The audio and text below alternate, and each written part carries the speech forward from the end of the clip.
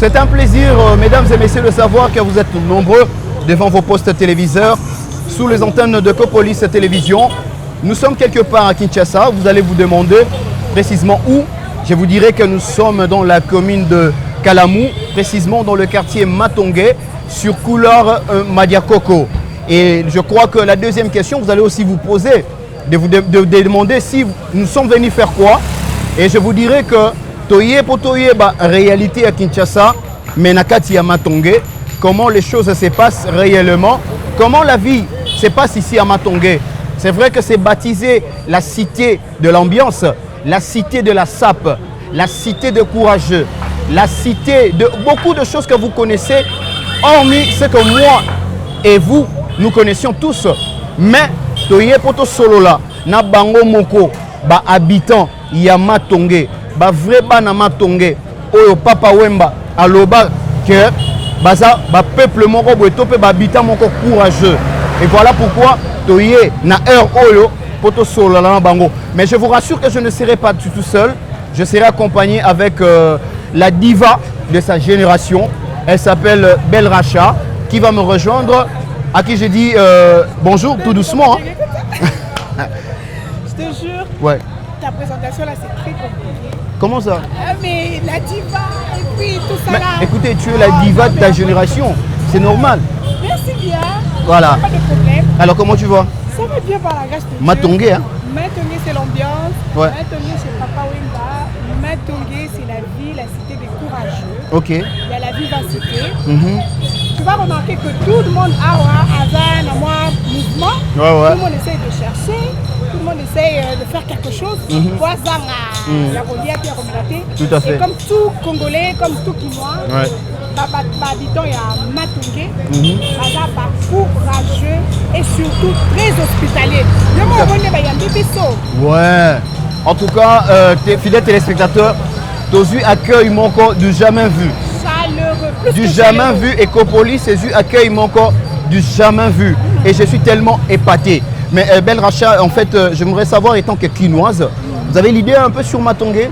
Exactement, vraiment, moi ici. À part ce que tu as vécu déjà sur place. Hein. Quand j'étais encore élève, ouais. Moi j'étudiais au lycée, mon lycée c'est de l'autre côté, du côté de Yolo Sud. Je te dis, après les cours, on quittait là-bas. Ok. Sur la plus beau on venait acheter les yaourts. Okay. On quittait Yolo pour venir payer ça ici. Donc après, on vous pose des questions. Qu'est-ce qui se passe? On était à Matongé. Okay. Donc après, je pense que ça n'a pas changé. Et garder identité nango, Yakozala, toujours aussi dans l'ambiance. Ouais. Et puis accueil nango, et sans été. Juste faire peut-être Batouba Koli. Mais ça reste le même. Matongé reste un très beau et bon quartier. Voilà. Et voilà. Quand on va parler de Yaouk, il y a Bandingari. Ouais. Je rappelle aussi, on est Masolo, il y a Jean. Il y a Jean et Banda. Ouais, merci pour la précision. Exactement. Et de faire déplacer de partout à Kinshasa. Ah oui. Pour on a Roya Awa, il y a goûter, il y a Jean. Il y a Jean, il y a Jean. Voilà. Non seulement ça, les brochettes, voilà. Il y a Missouni, il y a Ngombe, il y a bien. Il y a Jean et Zara. Attends d'abord. Il y a Jean et Zara. Oh, bah, tu as sachet, ma ligne n'a pas papier après Batoumi. Voilà. Maintenant, tabaté, c'est à part. Maintenant, brochette, maintenant. Ok. Hein? Brochette, les arbatés, dans et tout. Là aussi, c'est autre chose. Il y a Jean et Zara. Oh, bah, tu as sachet, bah, tu as papier. Ok. Batoumi. Bon. Voilà. Ouais. Il y a des personnes qui vont nous relater cela. On va maîtriser bien l'histoire, il y a Matongé et tout ce qui va avec. Il n'y a pas de souci. Voilà. Et je rappelle aussi aux fidèles téléspectateurs que lorsqu'on parle de Matongé, on voit le village Molokai. Molokai, oui. Et lorsqu'on parle de Molokai, on voit directement Papa Wemba. Et quand on parle même aussi de Papa Wemba, on voit aussi le village Molokai. Et dans le village Molokai, vous le savez bien, il y a aussi des personnes qu'on appelle des villageois. Ouais. Alors, parmi les villageois, nous avons ce plaisir d'appeler un. Ouais. Bon, lui, c'est vrai que c'est un villageois. Azan est un villageois Toboïté. Mais tellement que à Botami Pakoliawa, Azan Moko est notable. Moko est notable. Et c'est avec lui Et nous allons commencer cette première partie. Oui. Il y a des centres sur terrain, exactement. C'est quoi Matongé et comment Matongé est bandaki. Et j'ai le réel plaisir d'appeler le grand frère notre papa. Voilà. Notre personne ressource. Voilà. Il va faire son entrée très rapidement. Lui, c'est un grand prêtre. Ah oui. Bonjour papa. Donc tu es en Katikati. Voilà. Merci maman. Malamu papa. Nous autres sepeli. Tu es au talayo et panayo. Oui. Donc on va faire soma solo nyonso ya Matongé. Voilà. Tu vois déjà que yo déjà ça veut dire que parcours est à moi mingi papa. Parcours les amis depuis bon mois nous biso mais viens au garder penza fraîcheur, je voulais te dire ça. OK. Au garder maintenant fraîcheur. Donc on sentit pembe mo boye babakse l'auté. Merci. Parce que qui babaki ça qui héros comme ah mwindu ah boye et là maintenant naturel. Papa pembe penza la famille à papa donc ancêtre quoi. Pour qu'on ait ça moi ça qui pembe après ça on peut père quoi descendance les abisso. Et abisso. Alors, et abino. OK. Pour rappeler na ba téléspectateurs ba yeba non vrai combo na yo pena et puis to yeba vie azanani na kati ya Matongé ya moto kota no to yeba lisolo Matongé exactement. OK ngai comme na ngai Janidor donc Janidor ça combo mo fait ça parce que nazaka na tout d'abord artiste nazaka na bijoutier tout fait. On a mis des bijoutiers, on a bijoutier, ça la combo na kata Matongé. Donc babi nganga Janidor to bakisa siko kwandi. Oh, kwandi za couloir on na sala. Couloir ezala ka ya biso na pesa ngamo na komisa ngo kwandi. OK. Vous avez ba couloir mo kombo to yebaka te mais on to ba natif na komisa na komba kwandi. Voilà. Sirele. Toko tano makambo wana. Je pense que to solongo très bien. To yeba nano. Ah to ça na Matongé. Précisément dans le couloir Madiapo. Il y a tant que Mbiaka, Mutabotami, Akoli, Oyebi Masolo Mongeni et Bandela. Oyeba, Matongé, et Bandan Nengeni, et Banda Penan Nengeni, Bamagamunyo Soza Nakati Nambo, Nabamolo Kai. Tout ce qui va avec. Et Banda Wapi, Utawapi. Voilà. L'idéologie, on a et Bandan Nengeni, et Matongé. Merci. Biso Zabano Tobotama vers 1965. Donc, Tokutara déjà Matongé Zalaka. OK. Matongé Zalaka, le Romo Bandara, ma père n'a pas besoin de 50 et quelques. OK. 52, donc ma père, voilà. Là, je me dis, ma père n'a pas remplacé la palais. OK. Donc, Bazara Bakala, qui a évolué, Mindé, Batikela, bon, ma palais.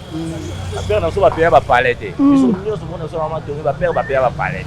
La palais, là, Mindé, Bakeli. Batikeli bango kata bango bala nde totikala ba palais père mutu bo ba payer ba palais pe ba kozala mais mingi baza ba payer te ba payer ba palais la palais mindele batikela ba payer ba do fonctionner depuis biso le to ko potama biso le to potama ki Matongé zeno Matongé ezaka ka ranke et comment on a été dans ranke voilà biso to tanga la tenir les kalina voilà tenir tout ezana ngombe te comme ils ezana tenir les kalina OK petit Matongé les ranke un certain temps mon boto moni kala ah makamka ndenge za ba musique bani comme moi Matongé on a dit so moko ba na Matongé to ba raté la qui quartier moko bon selon mama solo là to ko développer na selon la légende de baloba ouais to raké ils a quartier mo derrière moi marakagé ba kala ba to ba ko buka ba buka ba Matongé wana bani ta avant ba ndele ba tonga ba père ba yi liboso nde to ka ba Matongé ndele ba tonga kango komi Matongé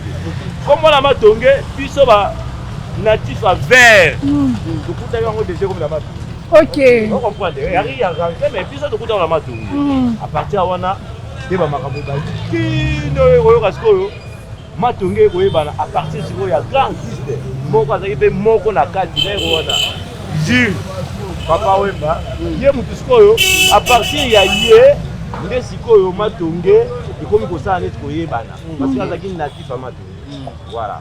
Des places comme Matongé, comme voilà, comme qu'on s'est lancé parce que star mora du maïna Matongé quoi. Ça y est trop jeune mais il est pas qui m'a déjà on comprend. Il faut préciser bien Papa Wemba.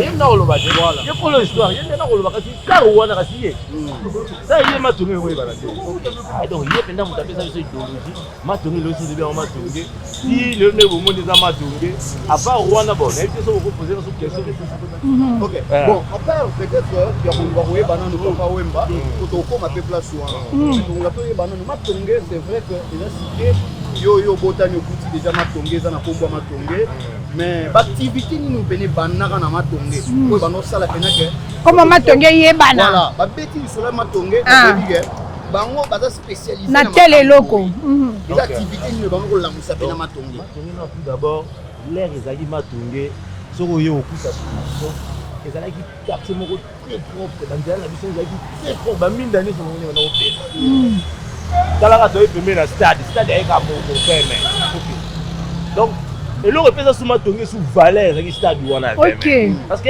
stade ayeka moko ba stade ayeka ebele mais stade okende ezalaki na makambo ka wana on comprend à partir de 20 mai ndepé matonge ezalaki neti mo en plaire parce que ekomaki circuler donc bato bauta de part et d'autre découvrir matonge kobima ya bato wana nde esaliki bato matonge basala babiloti baterrasse bivette bayaka bapere na zona mema babivette basa babivette baza komela bamasanga nde lelo bomoni ndenge etikala boye nde omoni donc ekoma nango mpe habitude ekoma donc ekoki kochange te tocomprendre donc matonge oyo ya lelo eza de matonge ya kala donc eza nango ba génération en génération bazozongela kaka oyo bakuta ndenge bino mpe wana lelo azalaki na ndenge propre ndenge mwa propre lelo nde ndenge ekomi mwa makambo ekoma mais lelo wana kozeyuke bapere banoti nazoma masanga na babivete opere apeso bena molangi ya minute to ya mbola yeso bena masanga olongwa pena place tozalaki ti awa na saidi oyo lelo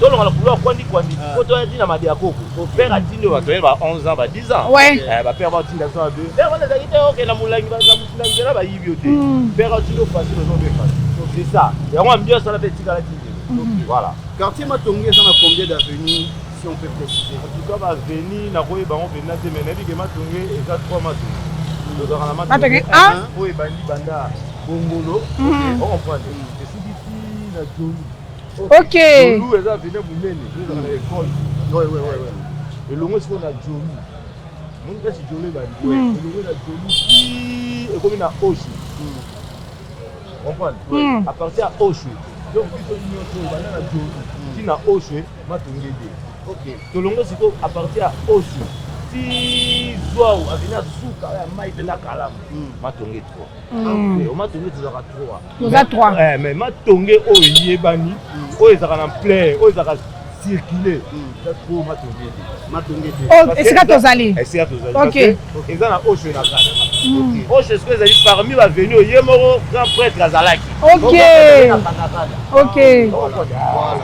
d'ailleurs mpe toluka tokoma place yango tokoma na kandakanda esika lisolo ebanda vivala mosika pena ebanda mais kulutu nalingi quand même mpe toyeba bon c'est vrai que outi oloba vrai matonge oyo eyebani eza matonge te donc on comprend déjà que village mo local eza na kati ya matonge te couloir Madiakoko également couloir Madiakoko ude bandi banda na pointi na point pause wana ude loba mati eza de yaka ndenge balobela yango nde mpe batia na programme couloir papa oyemba Madiakoko bon lokwa tobeta lisolo déjà ya mo local kulutu na ngai Dani donc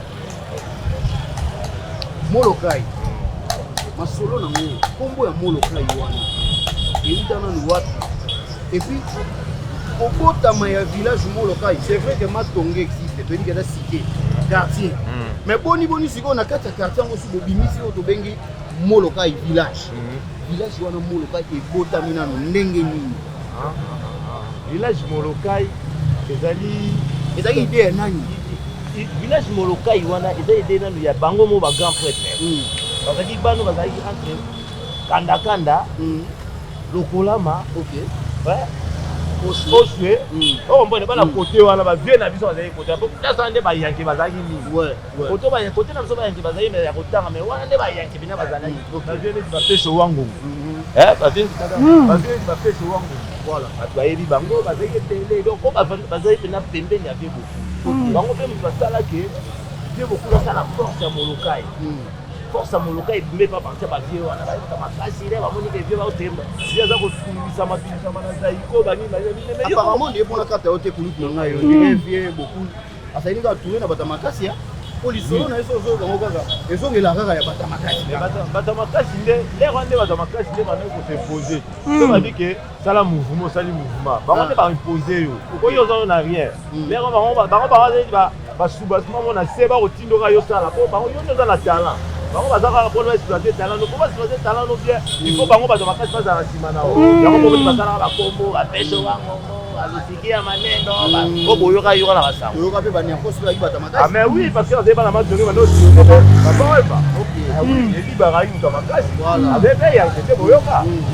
mais Kouloutou, à part Papa Wemba, les gens numéro 1 en termes de Matongé, quand on voit, on sait que c'est Papa Wemba. À part hier, Banen Souba Sala, comment ya Makasi Oba Dima Ana Matongé. À part hier, c'est ce que tu as. Ok. Ok.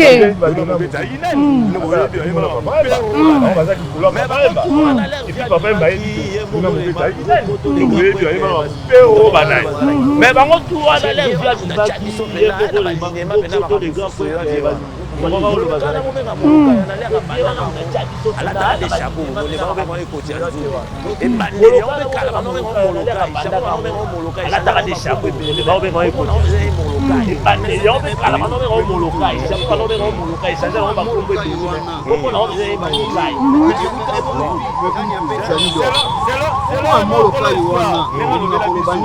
voilà.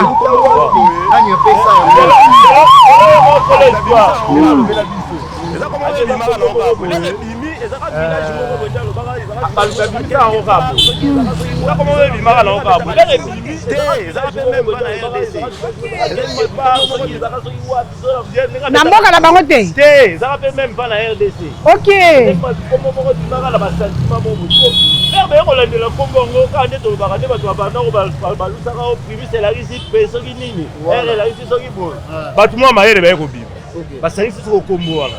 Masimanimba, Oshu, Lokolama, Kanda Kanda, India. Et puis ça, on l'a dit, va venir dans la Bongo. Masimanimba, ma, oh comment on dit, les bandits Sigo, les bandits Molokai, Masimanimba, Loana, Lokolama. OK. Bazika ba initial. OK. Non, côté Moussou, parce qu'il y a des lettres. Côté Moussou va appliquer lettres. Non, Basangisi. Basangisi, on comprend. Masimani va dire ma. On comprend. Le collant va dire l'eau. Kanda va dire ka. Il te dit qu'il y a moko va dire. Donc Basangisi va dire Molokai. C'est là si on est tout comme na obo. Mais il dit ça. Toza na Molokai. C'est na pembeni nanu ya Molokai. Donc Molokai ça na komona ba otanga ba venir na tangi. Donc on va na Molokai c'est na kati ya Molokai. Mais le roi biso toza ba na Molokai. Ko toza ka pembe. Je dis on va na France, on va na Paris mais on va na moi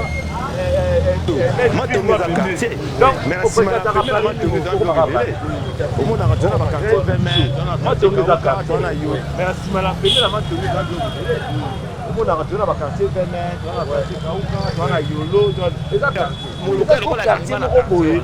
Hier on a fait ça ba komi. Seulement à partir combo na Molokai le la bima la quartier wa. Hier on a fait ça souffrant. Seulement on a la force. Déjà pour la Molokai. Ya on so ba la mato to fier, so na qui déplace maintenant na bien, on a moi la Molokai. Donc, on a elo comprendre lelo. Mais beaucoup de wana na ba masque Matongé c'est vrai le rôle village local les amis n'ont pas en plein la ligne ya bomboté parce que Matongé c'est vrai le rôle à quartier mais les amis n'ont pas en plein pendant ndenge ya bomboté moment ko dimana ça mo loko mo na kati donc c'est dire alors avocat il fallait que moment ko dimana kati pour ko yeba que et loko ça la lengi nango eza yango voilà on dévié beaucoup à créer auto bengi village Molokai. Voilà. Maintenant na tchaka est tant que roi to chef ya moloka. Non, parce que bâton de guide. Donc, bâton de guide, non, tout d'abord. Autour le bélo, on va pour lui, tu n'as qu'à chioter. Qui a qui poids et master. Ouais. Bah, ta force. Et je crois que Nakati n'a pas repéré. Ouais. Par contre, où est la paix? Oui. Parce qu'on a un peu ça, il beaucoup.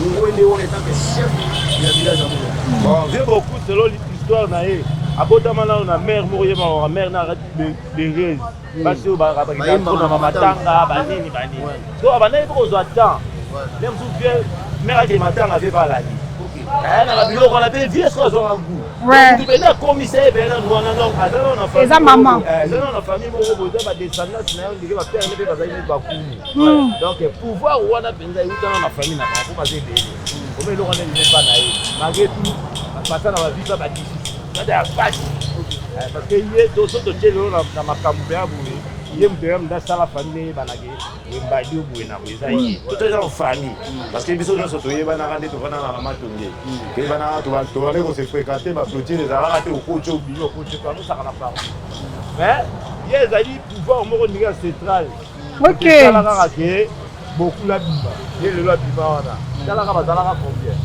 na musique na bazai ko bazali délai il y a des qui va de 5 ans il est moko a évolué dans la Molokai on a des Molokai il est l'autre là la Molokai et puis il est moko tika maloba ko ka matonge c'est matonge donc matonge ko changer kana ko eza ilo musute o matonge c'est parité c'est matonge za matonge OK ba ko changer en côté c'est toujours matonge c'est matonge na bongo ce que papa ambiance oyo ezalaka we uta wapi balobi matonge il y a pas de sommet matanga ezate ata matanga ezeko bongo na fête mais pourquoi ça et uta wapi vivacité ou ambiance oyo yemo na envie matonge to na wendesi ba Jakarta ila la raté ba OK na commune muso ngo bezo ndia soso na butu soso ezali comment les bango la ba soso bo ba ku wana Je rappelle même la film et à la vie. On a Jakarta. Ouais. On va présenter à Bino Jakarta. Pour la Bino. Et moi aussi, tu n'as pas tout vendu. Face à Matongé. Voilà. Oui. Matongé na nous flamme wana. Il y a au bimi 2h du matin. OK pena ine nous sommes fait kwanga bakate le soso et bana la Matongé. Au biso pe to na ba venir musu to na matanga. Wenza butu. C'est comme ine on mona mutu. Mais wana on mona ba 5h. yango pe habitude de tikala mais biso bana matonge totambolaka 24 heures sur 24 heures parce que bacrime bamakambo ebele biso na toassistant ngo te parce que toza place moko ambiance ezalaka omonaka kaka ke toyokaka kaka na basango mais mpe tomona mpenza boye neti nga bon eza mwa difficile amonake oyo baboto parce que bato baza attaché ta moto aza te ozala kime pa moto moko okima yo sikoa yango moni ke eza commune moko boye bato balinga yango nde mosusu aya kopase journée totikalaka bene mosusu tokomi na butu bato baza sute oyo lelo bato bango okima mais kala ezalaka bongo mais malgré to bato baokima omona bawenze ezali omona bato baoteka basoso omona banidon donc matonge se matonge ezalaka ye movi mutalobango Matonge c'est Matongé.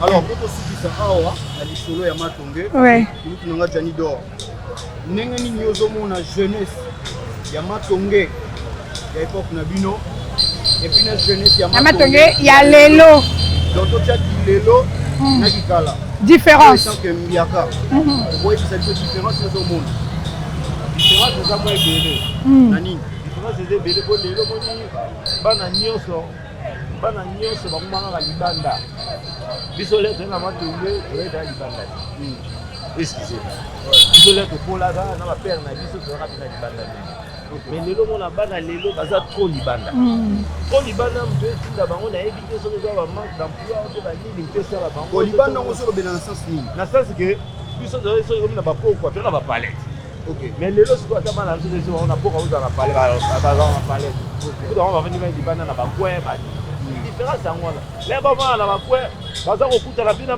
bana misusu mitu esala te alors bana wana mitu esala te baza kosintroduire na bana na biso oyo lelo toboti lelo bakomisi bango siko neti bakomanipule bango bayebi ke baza bien assise bana bandako baparent baliaka siko baza libanda bakobebisa sikoyo pete environnement yango différence ekomi bana tokomi kokebisa bana tolinga kutu bana baya libanda te oyo ya biso parce que tomoni environnement ebebi différence ekomi ke vie yango échangé otambola ndenge bana kotambola te donc otambola na biso depuis que na Matonge mais avec beaucoup de on prend les keba mais balobi Matonge ya bino pe mte favoriser pe likambo ya phénomène Chege Chege ye mo grand prêtre à lobango chasse eloko pamba cela veut dire Chege wana chasse eloko pamba donc les là revenons ba Chege belé bazo ba vie oui mais na sangwa chasse eloko pamba batebele batebele na kata musique na biso ba mibenga ba grand chef oyo kango pe ouais onga grand chef onga koza ba Chege onga boyo kango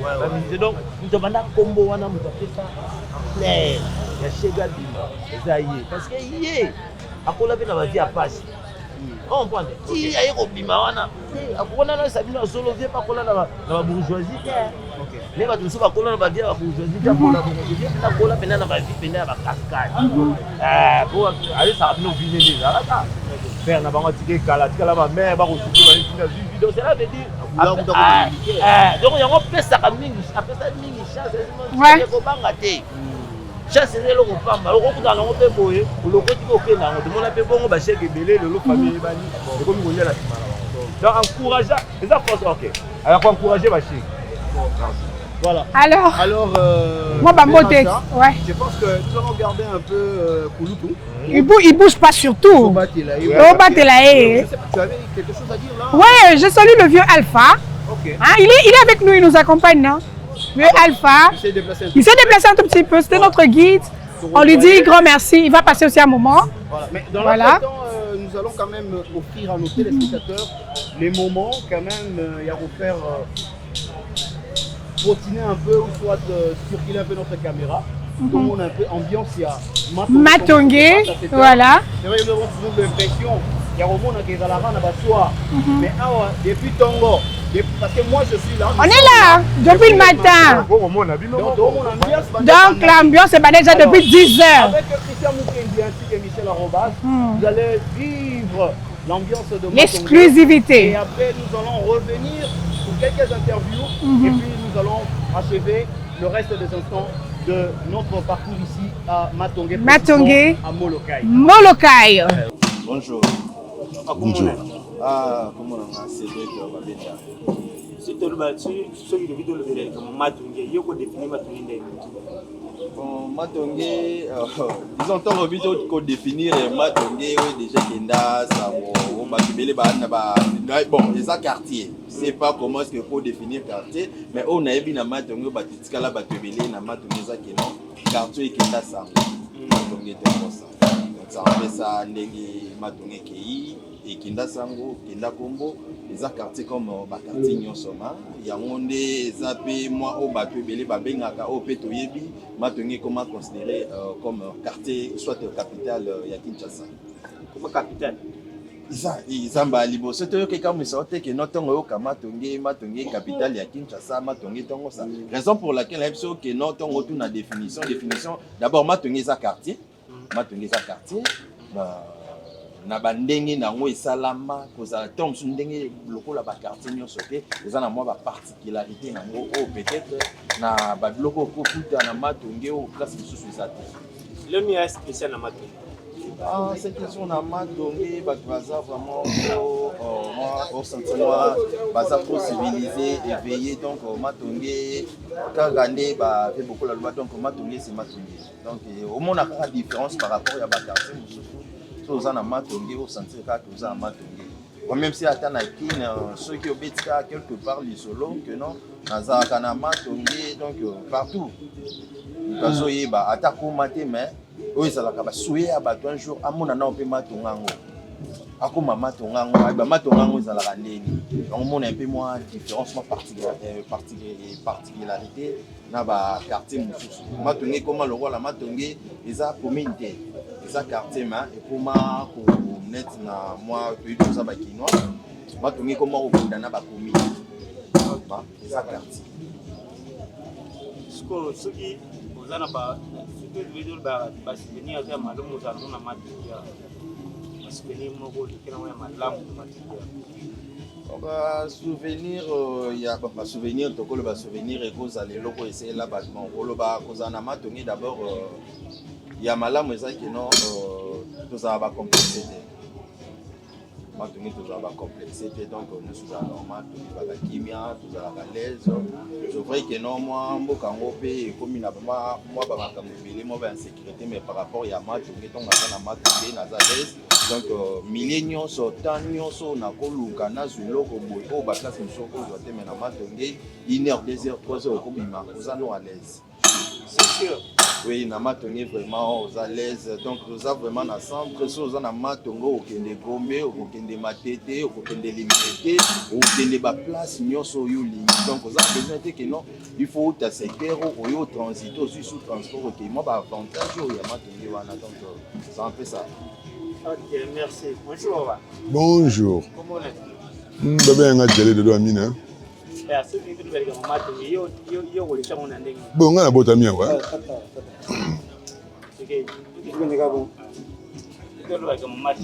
Matongi na bota mia. Le matongi ezali d'abord ndenge frère le bi ezali position géographique nango kitoko.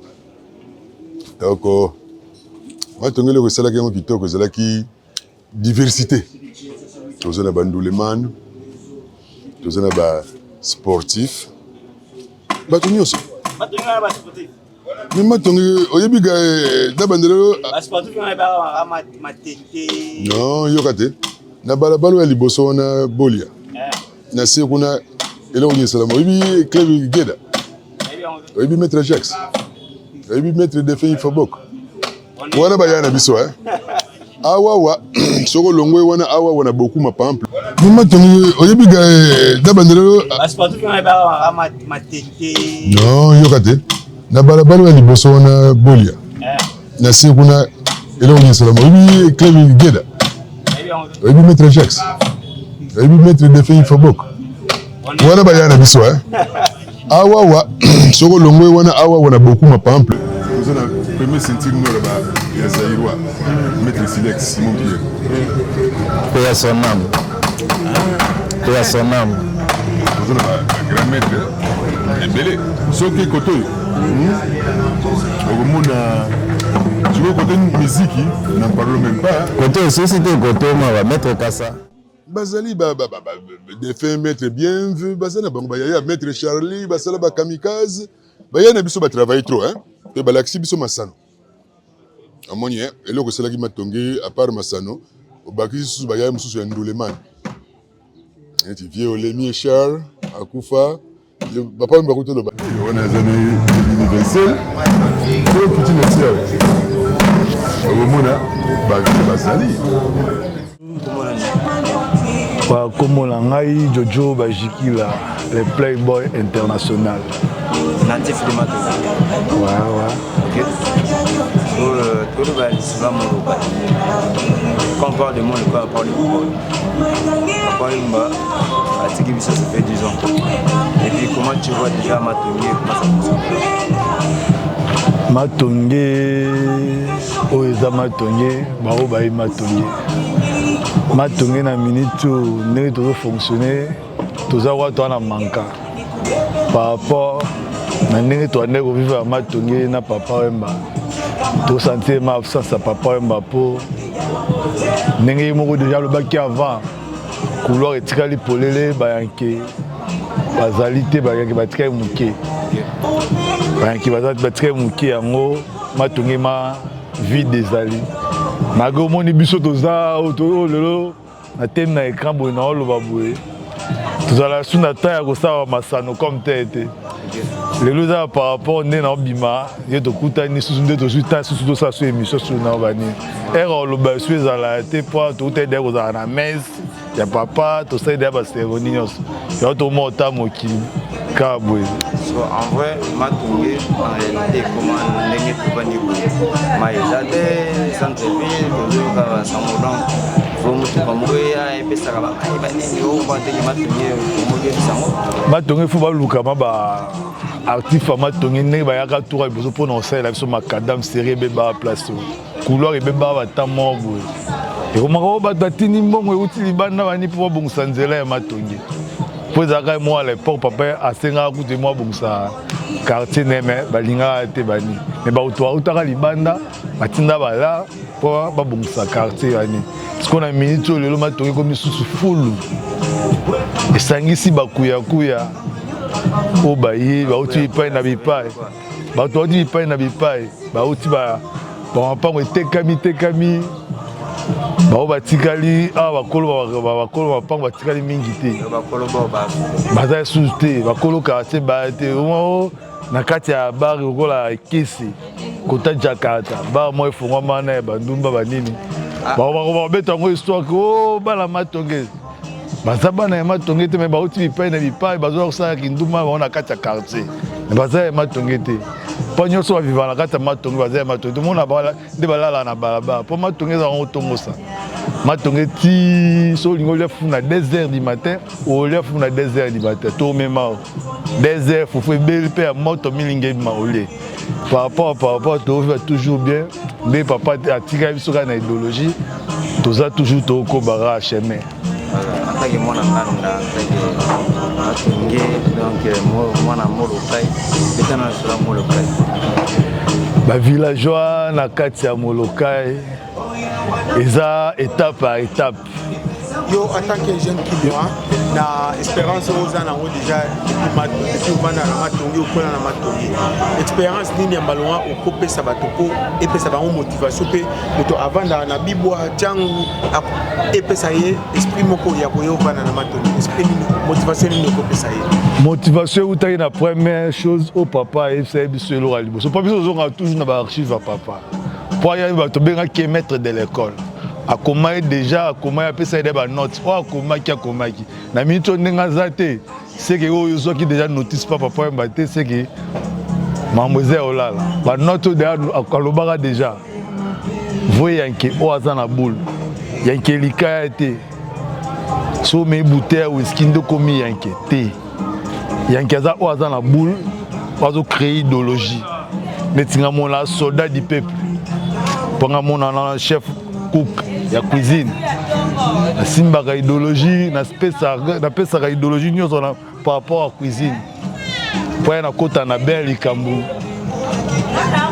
na kota na kata ben likambu tokota na ben likambu yango po na te bajana Matonge bashokaka na nzela basala nini bashokaka te bakourage bazali o bakréa makambo bavanda na bakwena bango bavandi po tomesana bongo so touti mwa kob tovanda mwa pembe tovandi tolia tomela eza ndenge tomesaneli eza ndenge idéologie ya te so ovandi okona kikokoto na na banzala na okola nango omomola bango balingaka na ntongo bazovanda bazolia omela ma mutu po amela efo azala mbongo te mutu po alia efo azala na mbongo te alors so ozala mbongo te ese okolia ese okomela yango papa mbabaki voyanke oaza na boule oaza na idéologie voyanke foza na cop nyo salaka yango so na comprendre maloba na yo o sentir que penza jeune o avandi na Matonge il faut azana moi boule na moko o epesa